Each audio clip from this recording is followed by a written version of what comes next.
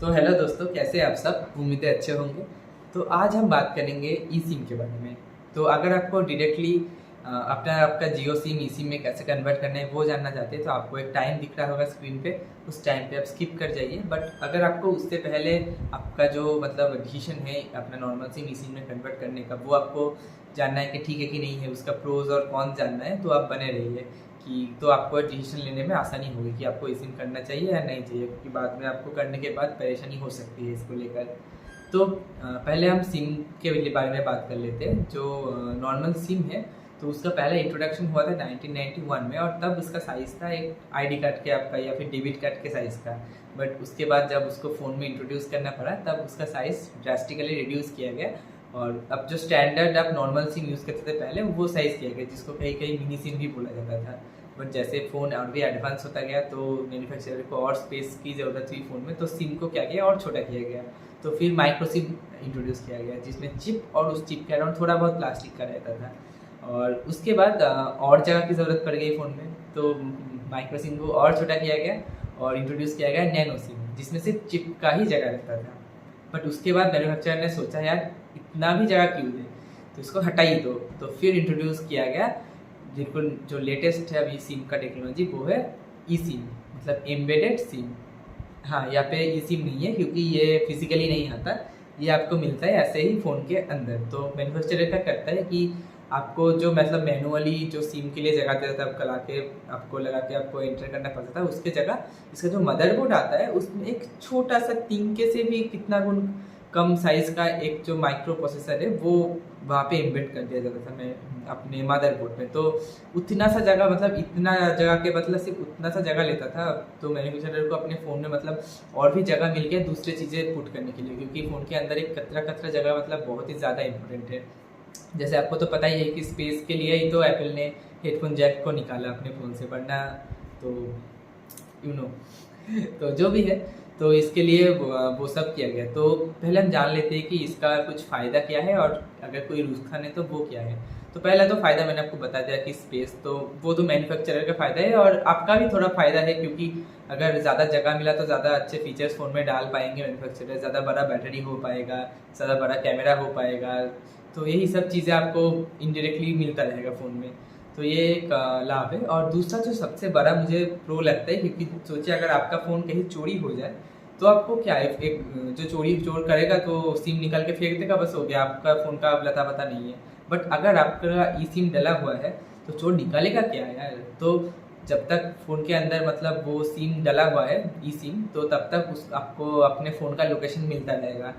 जैसे कि एप्पल में होता है कि फाइंड माई फ़ोन जो ऑप्शन है, अगर फ़ोन स्विच ऑफ भी कर दो तब भी वो सर्च करता है जब तक कोई सिम निकाल के नहीं देता। तो एप्पल ने ये एक बहुत अच्छा कदम लिया, क्योंकि अगर मैं अपना मेन सिम डेटा ऑन करके छोड़ दूँ अपने फ़ोन पे, अगर कहीं गुम भी हो जाए तो मुझे उसका लोकेशन हर वक्त मिलता रहेगा, और एक चांस बहुत अच्छा रहेगा अपना फ़ोन अगर कहीं गुम जाए तो उसकी रिकवरी का। तो मुझे बहुत ज़्यादा प्रो फीचर मिला, रियल प्रो जो है ये वो फीचर मिला। बट इसका थोड़ा बहुत नुकसान भी है, क्योंकि अब एक बड़ा नुकसान जो है वो अगर आप सिम मतलब रेगुलरली स्वाइप करते हो और अगर आपका फ़ोन एप्पल, दोनों एप्पल है तो कोई मतलब परेशानी नहीं है, जस्ट स्कैन करोगे और आ जाएगा। बट अगर आपका फ़ोन कोई और है, सैमसंग का है और किसी और कंपनी का है, जो प्रोसेस है वो थोड़ा सा मतलब मुश्किल हो जाता है, क्योंकि आपको दोनों फ़ोन में वाईफाई से कनेक्ट रहना पड़ता है, इंटरनेट ऑन रखना पड़ता है, उसके बाद दोनों में ट्रांसफ़र करना पड़ता है।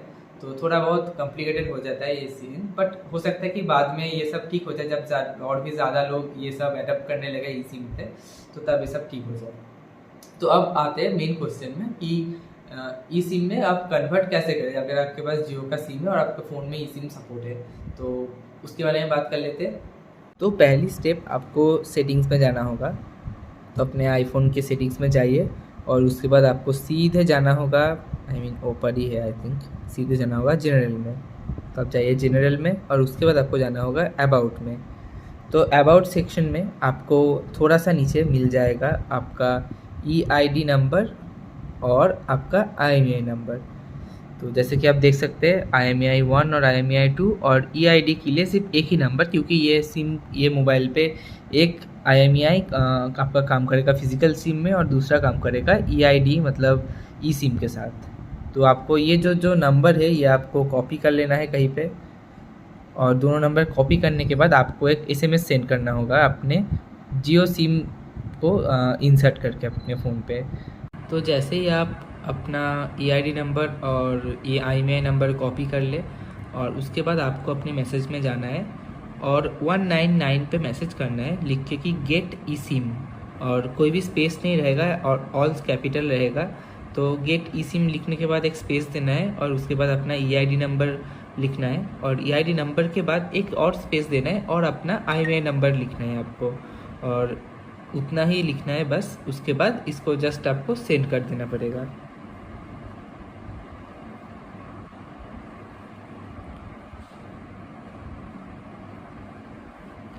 तो मैंने ये सेंड कर दिया, तो देखते हैं आगे क्या रिप्लाई आता है। तो जैसे ही मैसेज करता हूँ उसके चंद मिनटों के बाद मुझे एक मैसेज आता है और वहाँ पे कहा जाता है इस मैसेज में मुझको 1 से रिप्लाई करना होगा अगर मैं प्रोसेस कंटिन्यू करना चाहता हूँ और 2 से रिप्लाई करना होगा अगर मैं प्रोसेस कैंसिल करना चाहता हूँ। तो अब आगे बढ़ते प्रोसेस को लेकर। मैं अपना सेटअप जो है फिनिश कर लेता हूँ। तो यहाँ पे मुझे आ गया है कि एक्टिवेट ई सिम का ऑप्शन, तो इसको मैं जल्दी से कंटिन्यू करता हूँ। तो एक्टिवेट हो रहा है। तो एट द एंड उम्मीद है आपको वीडियो पसंद आया होगा। मैंने सिम के बारे में जितना भी मेरे पास इंफॉर्मेशन अवेलेबल था, मैंने जितना भी इन सालों में जाना है इनके बारे में सारा अच्छे से समझाने की कोशिश किया है। अगर आपको हमारा एफर्ट अच्छा लगता है तो चैनल को ज़रूर से लाइक शेयर एंड सब्सक्राइब कीजिएगा। Thank you. फिर मिलते हैं। चलिए।